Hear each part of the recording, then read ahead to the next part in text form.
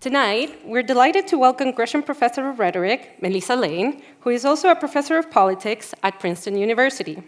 She'll be delivering a lecture on Singing the Laws, Ancient Greek Lawgivers in History and Legend. Everyone, please welcome Professor Lane.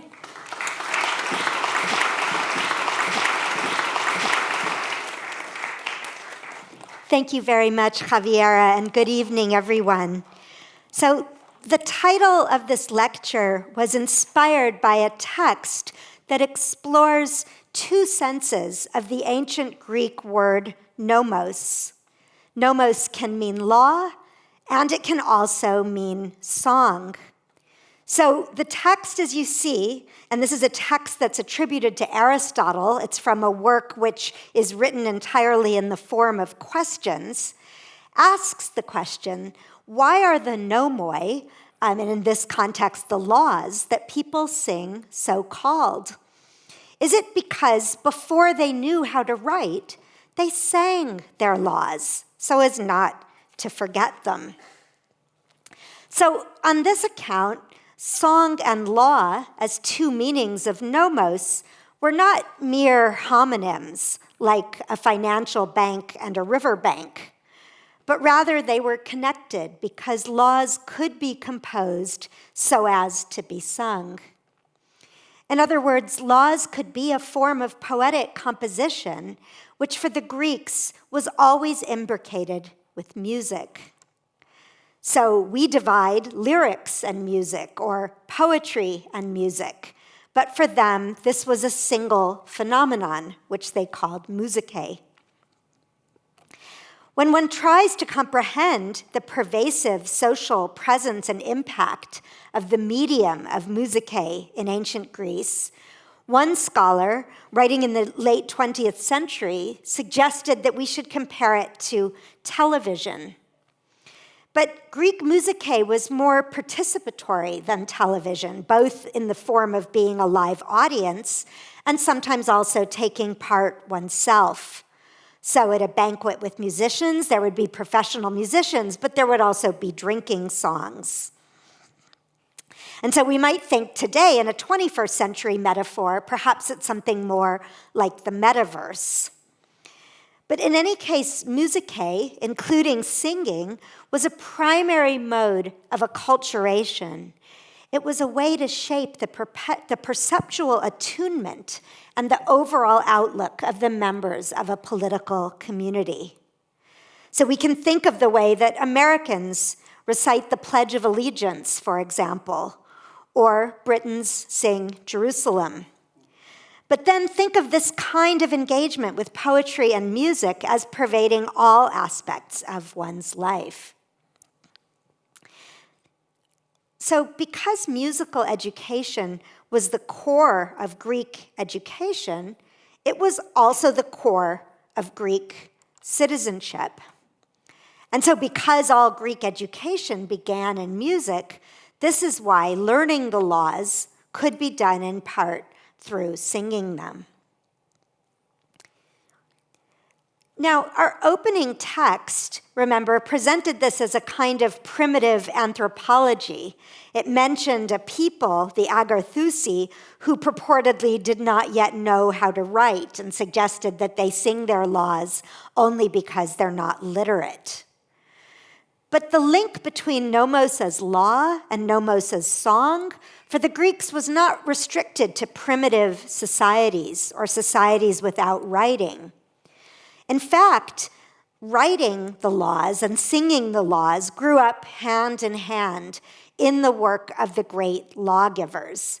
And this brings me to the overall topic of my lectures, who are the Greek lawgivers themselves. Tonight's lecture is especially about singing the laws in their work, but I'm interested more broadly in these figures.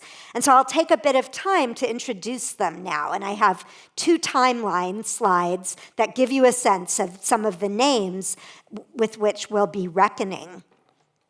So these were all individual people. Some of them we know were real historical figures like Solon. Others were almost certainly legendary, like Minos, and some were not sure, like Lycurgus. They might have been semi-legendary in a way. There were a couple of dozen of these figures, and I don't have them all on these two slides, but we can name them individually, and I'll be talking tonight especially about those which you see in green, as well as Charondas, also in green here on this second slide. So all of these were men, they were all male, who were called upon by their native cities or by other cities to frame a new set of laws. And this was usually in circumstances of conflict or crisis, which the laws and customs that already existed in a given place were inadequate to resolve. So the new laws would typically become the basis for the overall constitutional order of a society. Now, next time, I'm going to say more to explore the relationship between laws and constitutions. This is something that Aristotle, for example, had something to say about.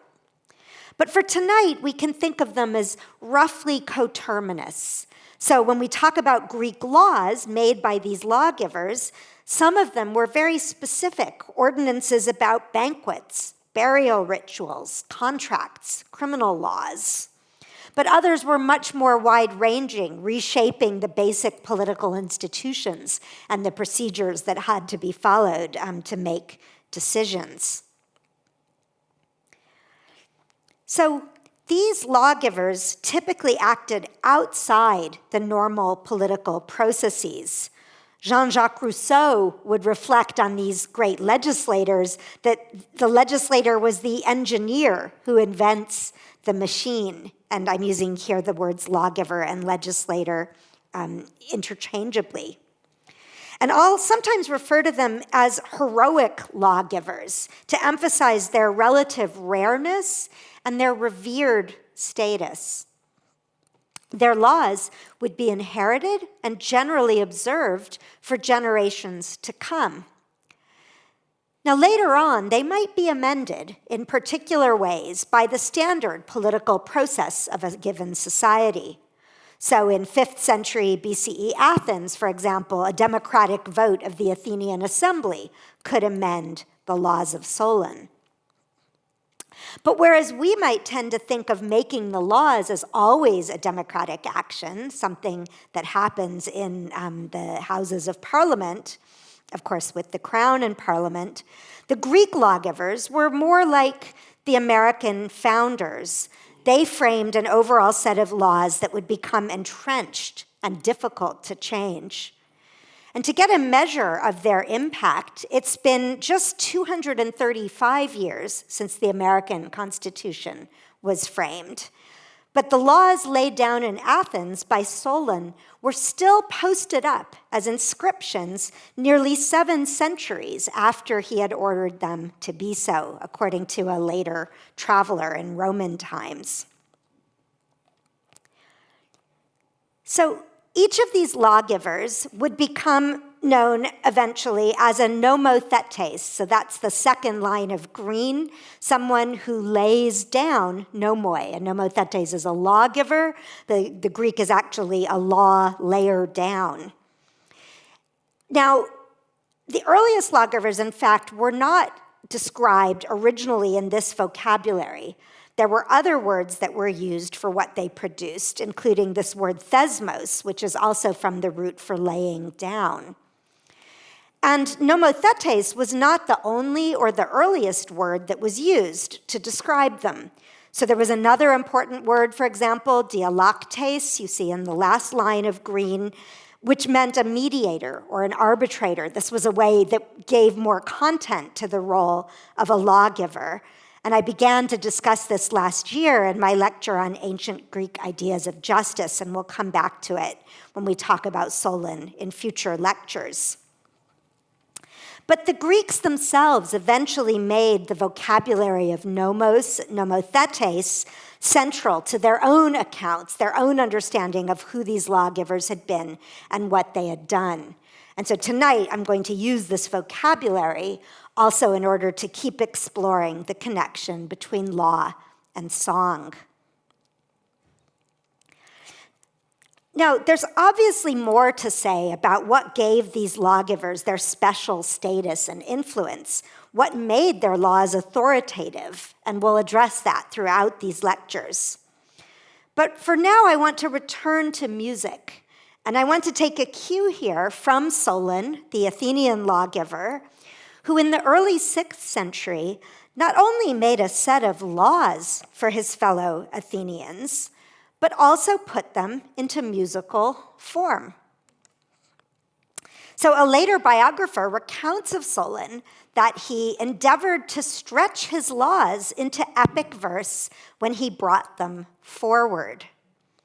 So by setting them in epic verse, Solon was endeavoring to have his laws recited by rhapsodes at public festivals. Now, laws could also be recited in other settings at the kind of feast or banquet that the Greeks called a symposium. We saw an image of musicians at a symposium earlier.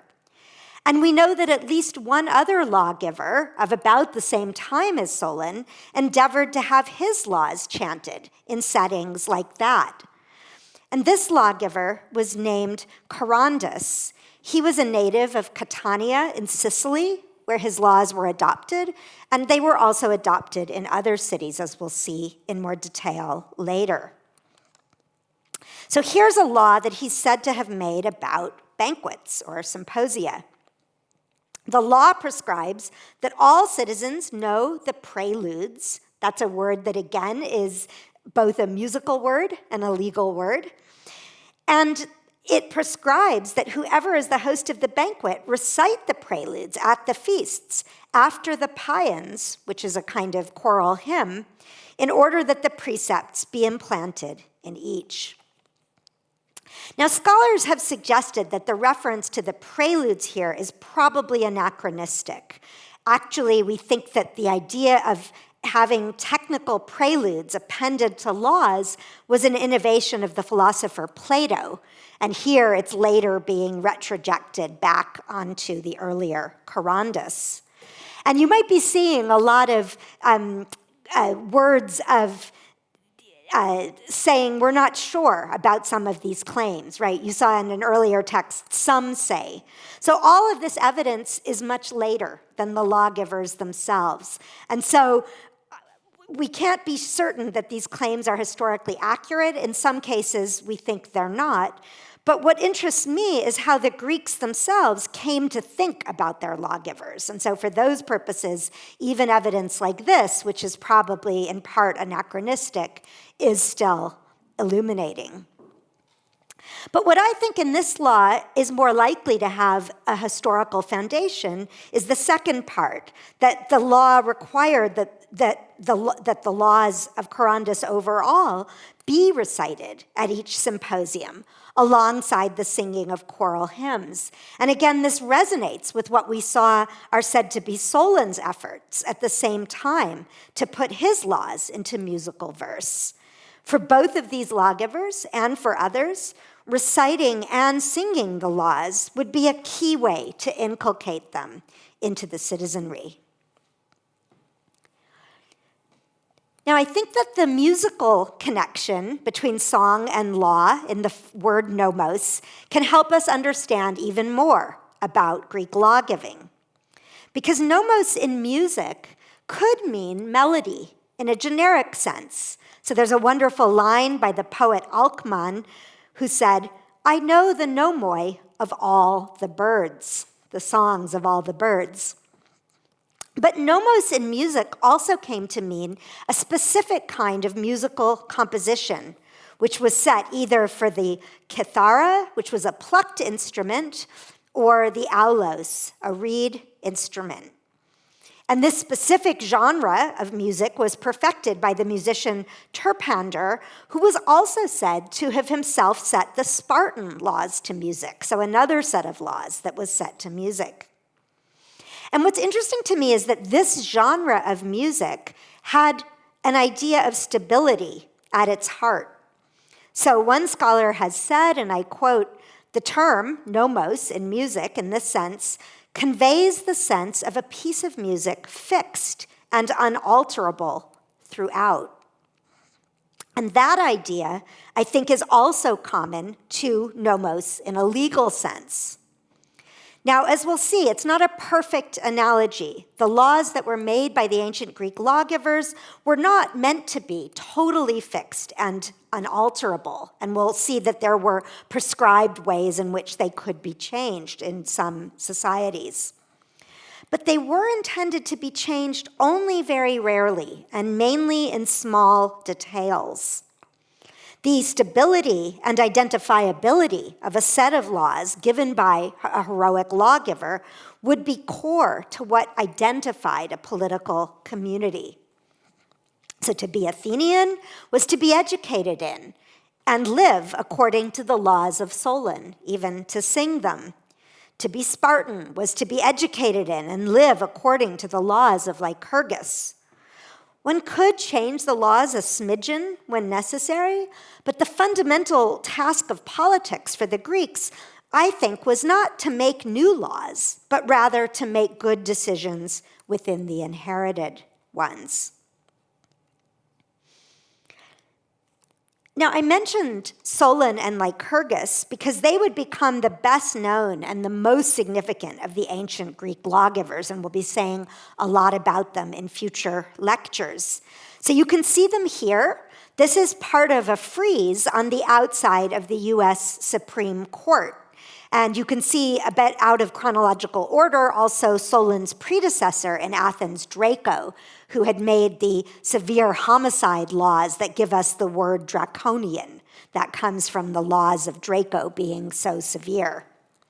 And you also see here a number of other lawgivers from different cultures, including Hammurabi and Moses, who will also feature in my lectures to come. But for today, I'm actually going to concentrate from now on two of the lesser-known Greek lawgivers. So Zaleucus from Locri in southern Italy, who was believed by the Greeks themselves to have been the very first Greek lawgiver and the first to lay down written laws, the first in Greece to lay down written laws, and Charondas, whom I began to speak about earlier. You can see their native cities starred on this map. Catania in Sicily, Locri in the toe of the boot of the Italian peninsula, and both of them are part of the larger region, the red, known as Magna Graecia, which were the Greek cities spread across the Mediterranean, the Aegean, and also the shores of the Black Sea. Now, while I'm drawing on Zaleucus and Charondas going forward, I'm going to focus the rest of this lecture on two main questions. So first, why did the Greeks themselves think about lawgivers? And I'm going to spend most of my time addressing this. And then second, we'll start to ask a question that will come back in the future, which is, why should we think about the Greeks thinking about lawgivers? What difference might it make to our thinking about law? And here you have a snapshot of the main themes that I'm developing. On the one hand, how lawgivers can frame and inculcate a way of life through laws, including through having them sung. And then also an interplay between whether the lawgivers were revolutionary forces in politics or stabilizing ones. So our main question then is, why did the Greeks think about lawgivers when they were thinking about laws? So let's take a step back and think about the time period in which these Greek lawgivers are believed to have stepped forward. So Greek thinkers of the classical period, the people who give us all the evidence and their successors about these figures, most of it much later, they would look back and be acutely aware of the waves of change that had reshaped their own societies in previous centuries, as also in nearby societies like Egypt and Persia. So in particular, alphabetic writing had come to the Greek world from the Phoenicians, probably in the 8th century BCE, And remember that the earliest lawgivers were around the 8th or 7th centuries. So in the wake of the introduction of writing, and the first surviving inscription of a Greek law is from the middle of the 7th century, from Dreros in Crete. And at the same time, there were intensifying social and economic pressures in these same centuries, from the 8th to the 6th centuries, and these were in polities that were largely elite-dominated. They've been described as archaic, elite-dominated regimes. And so while laws had been framed in the ancient Near East for centuries before, though there's scholarly debate about how to understand their role there, for the Greeks, I think the emergence of Greek lawgivers and written laws in these pivotal centuries around the 7th century onward, 8th, 7th, 6th century, can be understood as a response to political and social pressures. So the lawgivers didn't invent law in the first place, and they often didn't even come up with all the laws of a particular society from scratch. Instead, their role was to put together a wide-ranging set of reforms that could command sufficient social consensus among elites and non-elites to reshape the social compact. So the lawgivers mediated between elites and non-elites, between change and stability, and I'm also going to suggest that they mediated between the humans and the gods. So I'm now going to focus on these two particular connected mediating roles. First of all, mediating between change and stability. So I've begun to suggest that one of the crucial roles of these lawgivers was to press a reset button for the social compact. But reset buttons should not be pressed too often. So there was this fundamental duality in the lawgiver's role. They should reshape society, but do so to make it relatively stable and resistant to any future reshaping at the same scale.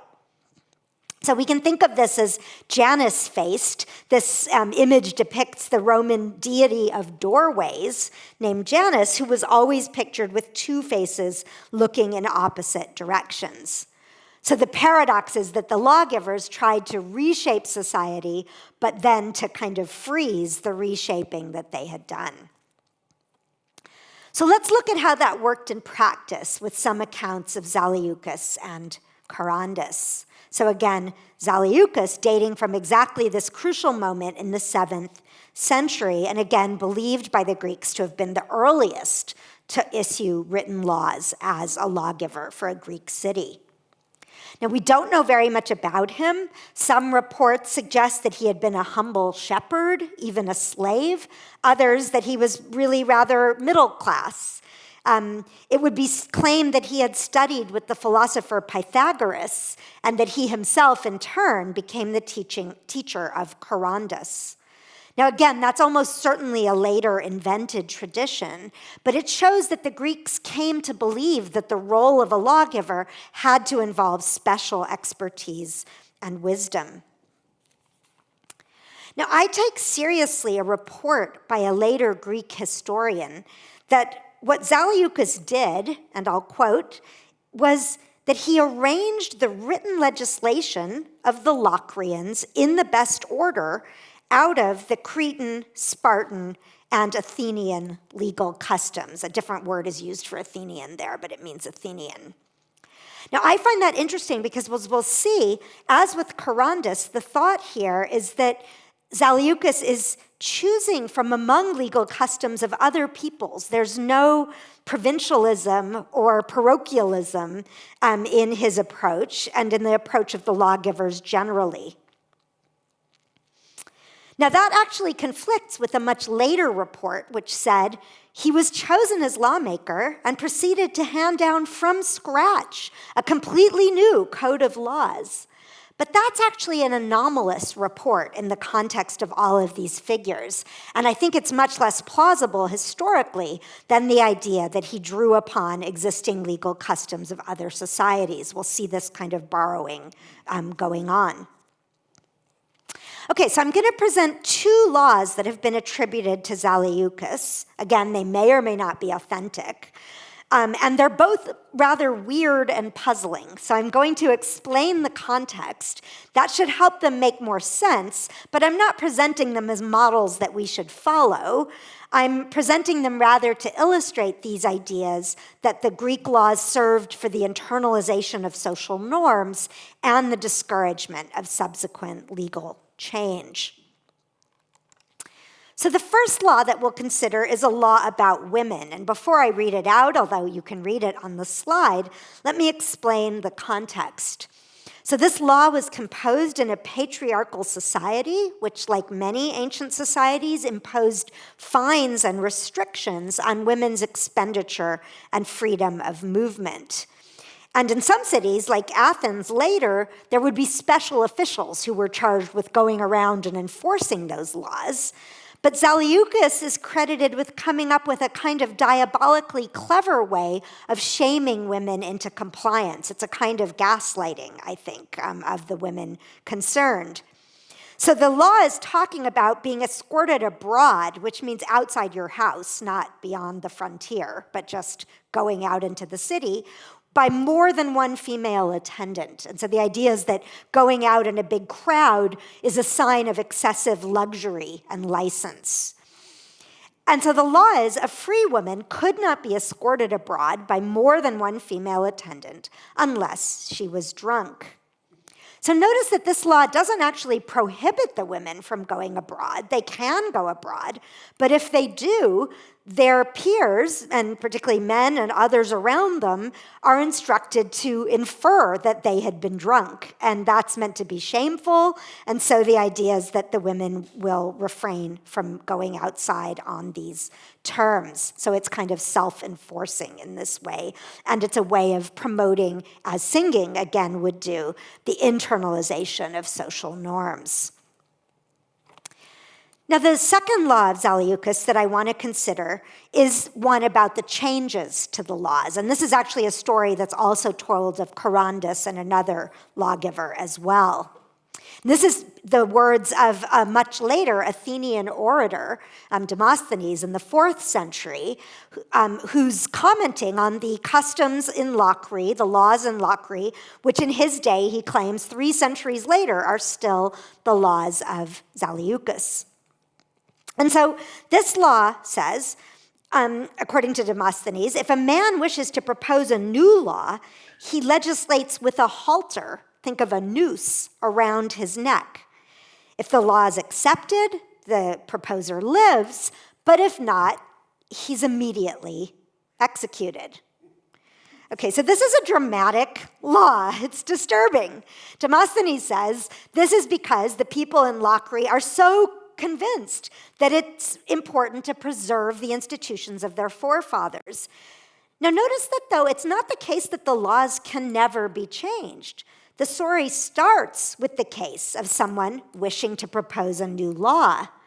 But when the same story is told of Charondas, it's claimed that it resulted in there being only 3 changes to the laws in some 500 years. So this dramatizes what I was saying about stability, right? The purpose of the lawgiver is to make their laws so stable, not that they can't be changed, but that they won't be changed, or they'll be changed only very rarely and only very little. And the idea, again, is that if the people, while they might change the occasional law, they should not give up the whole body of the laws, which a lawgiver had laid down, on pain of losing their collective life, not just their individual life, as here, but their collective life, their life as that collective, the Athenians, the Spartans, the Locrians. Okay, so what can we add to this from the laws of Charondas, again, who was said to be Zaleucus's student and is a rough contemporary of Solon? So Charondas' laws spread widely. On the left part of this map, you can see his native city of Sicily with the bottom star on the left, and then another city in the Greek part of Italy at the time to which his laws spread. But on the right, you can see that his laws spread even further across the Aegean to the island of Kos and even to a city in Cappadocia in Anatolia.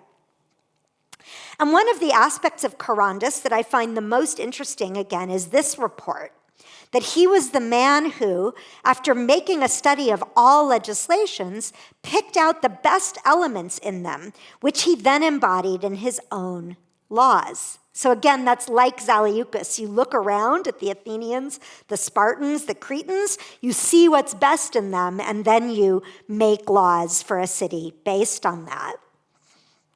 And indeed, Plato would write of a similar process. Here he has a character who is a Cretan who's been invited in the fictional world of Plato's dialogue to join a legislative commission for a new city. And this Cretan character says, our brief is to compose a legal code on the basis of the laws that we find satisfactory, meaning in this Cretan area already, and to use foreign laws as well. So again, there's no chauvinism in the approach of the early Greek lawgivers. Okay, so back to Charondas, and here I'm going to talk about 3 of his laws, and the middle one is again about singing. So first of all, this is just, I think, a nice law because it's much less weird and unfamiliar than the laws of Zaleucus. It actually seems so much of something that we might pass that scholars have again thought that it must be an anachronism. Some have thought that, others have defended it, and I'm more on the side of those who would defend it. It's a law requiring literacy of the sons of citizens and making the state responsible to pay their teachers. Now, those who defend that this could have a historical basis point out that literacy in Greek at the time was especially important for those in cities in regions where the native language was not otherwise Greek. And Lycurgus's legislation also promoted state-organized education, though not so focused on literacy. But remember also that Charondas was one of those lawgivers whose laws are said explicitly to have been sung. So now I want to come back with his second law to the connection of law and song. In fact, it was even said that the Athenians sang Charondas' laws at their own symposia, because his laws had become part of a more general musical and political inheritance of cultivated Greeks. But remember, we saw that Solon was said to have turned his own laws into poems. But Charondas, we actually have evidence of other poets at the time setting some of his laws to musical poetry. And we have this both for tragic poets and for comic poets. So I'm going to give you just one example, and I'm going to give it orally, because this would have been an oral singing or performance. And it's actually a few lines of verse from a largely lost tragedy by the Athenian playwright Euripides. The tragedy was called Phoenix, and it's a poetic condensation of a law attributed to Charondas that prohibited citizens from keeping bad company. So as the poet presents it, this law is sort of like Zaleucus' law about women in that it's meant to have a mode of self-enforcement. So the idea is that you shouldn't punish those who violate this law, and you shouldn't even interrogate them or question them. You should just classify them, write them off as being as bad as their company. So just as the women were to be written off as drunk, the people associating with bad company should be written off as well. And the line of poetry by Euripides is, "I've never yet questioned one who enjoys associating with bad men, realizing that he is like the very men whose company he enjoys." It's a bit pithier in Greek. There's also a wonderful one about a law about stepmothers, which I won't quote now, but we could discuss in the questions. So finally, Charondas is credited with having addressed an obvious concern that you may be thinking about with any of these heroic lawgivers, which is, will they be subject to the very laws that they have made, or were they exempted from having to obey them? So here, too, Charondas was vindicated. And I'm going to tell you the story in my own words, drawn from a later historian. And again, this is a graphic and disturbing story. So the story is that one of Charondas' laws was that no one should carry a weapon into the political assembly. And this is actually broadly the case with ancient Greek societies and also ancient Rome, that there was a ban on weapons in most of these polities being carried within the sort of sacred perimeter within which politics was practiced.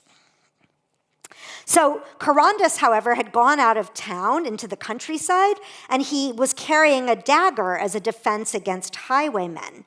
So when he came back, he wasn't planning to go to the assembly, but he saw that the assembly was in session and there was some tumult, so he decided to go in, forgetting that he was actually carrying a weapon, which was banned by his own laws. And so some of his enemies in the city said to him, "You've revoked your own law. You've nullified your law by violating it yourself."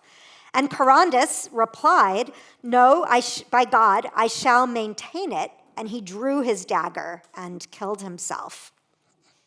So again, it's a dramatic story, but it reinforces this idea of the stability and permanence of the laws. Not even the lawgiver should be allowed to break them. Okay, so now more briefly, I've been arguing that the heroic lawgivers were Janus-faced in this way of mediating between political change and political stability. But I also now want to say a word about their mediation between humans and gods, because the Greeks were always very much attuned to these forms of mediation and connection. This is an image of a human woman supplicating the god Apollo. And we see a similar kind of Janus-facedness with the lawgivers here as well. So we can see this, for example, in 3 stories told by the historian Herodotus about the Spartan lawgiver Lycurgus. So in one story, the Delphic oracle is said to kind of puzzle over whether he is a man or a god. And so that shows that some of these lawgivers could attain this kind of liminal status, and indeed, like some of the others, Lycurgus would receive divinity-like honors after his death. But the question that interests me is, does that mean the Greeks thought of their laws as having been dictated by the gods, or were the laws actually, as they understood it, the product of human effort? And I think it's almost overwhelmingly the latter. They thought of the laws as being made by humans. So Herodotus reports both possibilities about Lycurgus. He says, some say that the Pythia, the Delphic oracle, declared to him the constitution at Sparta, but the Spartans say Lycurgus brought it from Crete. So the Spartans themselves thought, again, it was this case of borrowing from other political societies.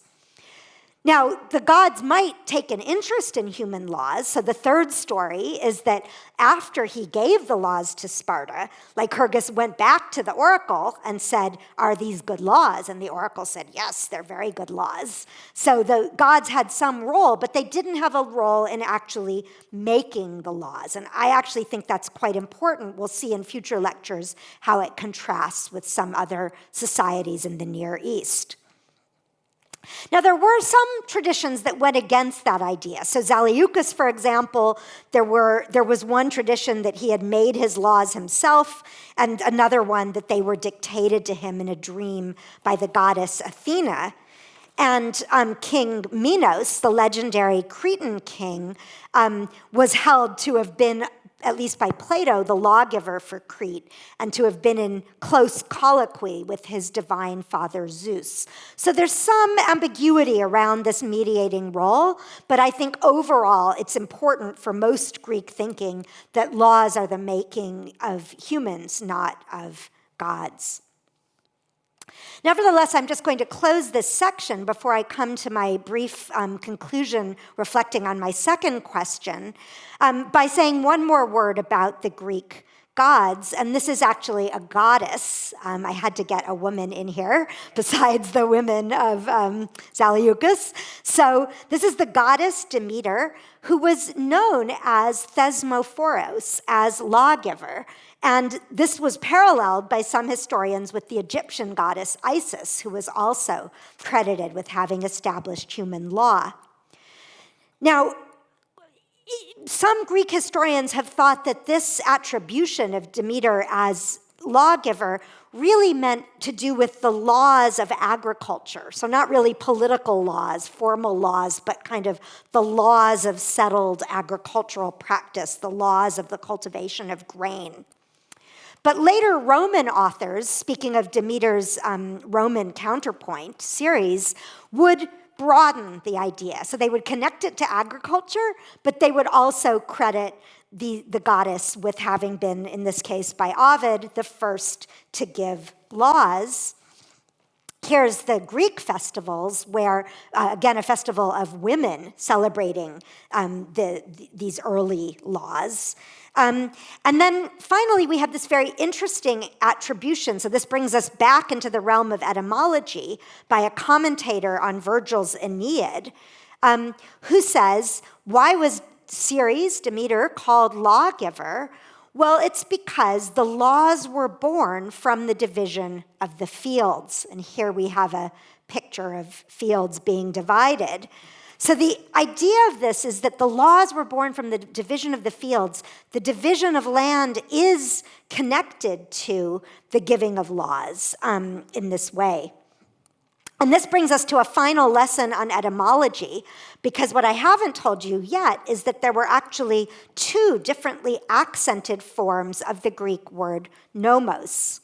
So far in this lecture, we were looking entirely at the left-hand column, where the accent is on the first syllable. That's originally connected, we think, to the idea of distribution, and that's what gave us song, law, lawgiver. But there's also a form of nomos accented on the second syllable, which related to pasture and agricultural settlement. So you can see how in the ideas of these later thinkers, a connection grew between agriculture, division, distribution, song, and law.